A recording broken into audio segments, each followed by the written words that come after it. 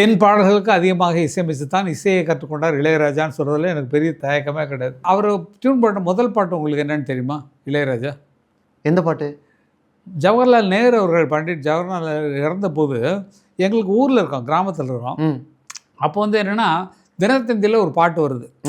சீரிய நெற்றி இங்கே, சிவந்தனல் இதழ்கள் இங்கே, பூரிய விழிகள் இங்கே, குறுநகை போனது இங்கே, நேரிய பார்வை எங்கே, நிமிர்ந்த நன் நடைதான் இங்கே, நிலமெல்லாம் வணங்கும் தோற்றம் நெருப்பினில் வீழ்ந்தது இங்கே, ஐயகோ என்ன செய்வேன் அண்ணனை தீயிலிட்டார், அன்னையை தீயிலிட்டார், பிள்ளையை தீயிலிட்டார் சொல்லி எழுதி போட்டுருவார்.